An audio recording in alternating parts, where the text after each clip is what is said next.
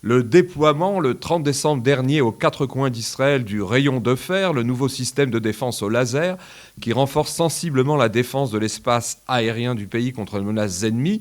n'est que l'un des éléments qui, parmi beaucoup d'autres, concrétise la nouvelle donne géopolitique que constitue l'avance technologique militaire de l'État hébreu au plan mondial et régional. En fait, ce nouveau système laser israélien qui permet de repérer, de localiser et d'intercepter en quelques secondes seulement les tirs de roquettes, de drones, d'obus, de mortiers et parfois aussi de missiles ennemis, dont les premières batteries ont été déployées fin décembre dernier, vient s'ajouter aux trois autres dispositifs ultra avancés de la défense antiaérienne de l'État hébreu qui ont amplement fait leurs preuves ces dernières années, notamment lors de la guerre déclenchée le 7 octobre 2023, à savoir le dôme de fer anti-roquettes qui élimine en moyenne plus de 90% des projectiles ennemis et les deux dispositifs antimissiles bleu-blanc que sont le Chetz et la flûte de David, dont on a mesuré l'efficacité combinée à l'occasion des deux attaques iraniennes aux missiles de 2024 et de la fameuse guerre des 12 jours de juin 2025 contre l'Iran. Ce système au laser permet trois avancées très innovantes, encore jamais vues dans le monde. Tout d'abord, sa rapidité d'éclair et sa précision qui le rendent capable d'abattre les projectiles ennemis quelques secondes à peine après leur repérage radar dans le ciel. Tout cela permettra de ne pas envoyer systématiquement de millions de civils israéliens aux abris à chaque alerte. Autre avantage, la maniabilité et la légèreté de son dispositif, qui ressemble en fait à une grosse caméra munie d'un œil laser, dont un, deux ou trois exemplaires peuvent être montés ensemble sans encombre sur un véhicule militaire léger. Tout cela permettra d'éviter l'usage des lourds camions semi-remorques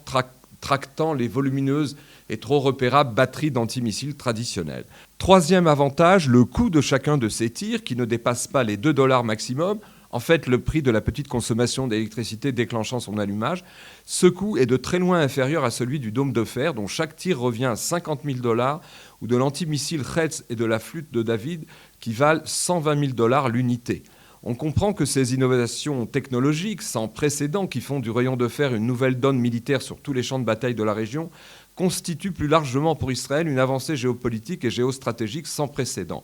Car bien que ce système ne soit pas encore susceptible de défendre de manière totalement hermétique l'espace aérien israélien, son haut degré d'innovation va ouvrir à Israël de nouveaux horizons pour ses exportations d'armes aux quatre coins du monde, ce qui aidera à contrebalancer la dangereuse dynamique d'isolement international de l'État hébreu qui s'était beaucoup accentuée consécutivement à la très longue guerre sur 7 fronts débutée le 7 octobre. Des exportations en matière de défense qui, rappelons-le, avaient déjà atteint en pleine guerre de Gaza et au Liban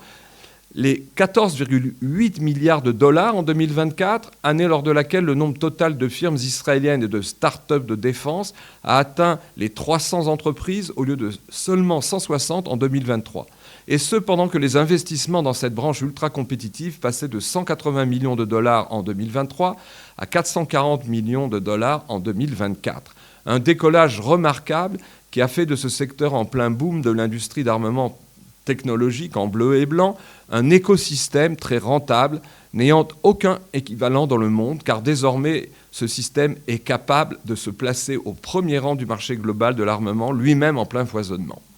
Une évolution en tout point positive qui contribue aussi à réduire la dépendance d'Israël en matière d'armement fabriqué à l'étranger. Et ce, d'autant que l'État hébreu a prévu d'investir 350 milliards de dollars lors de la prochaine décennie dans ses propres industries d'armement afin d'acquérir une réelle indépendance pour ses équipements militaires,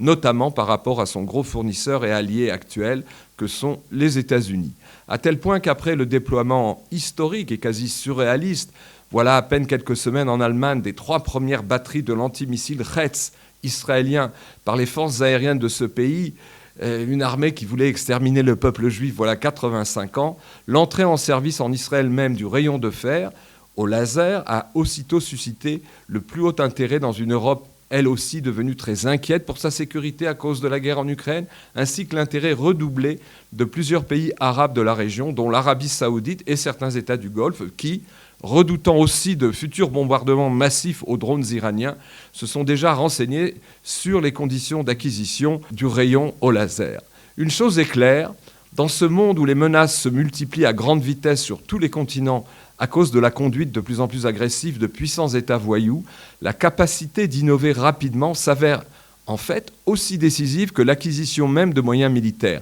un contexte où les start-up israéliennes de défense ont leur mot à dire pour aider à rendre l'avenir du monde moins inquiétant.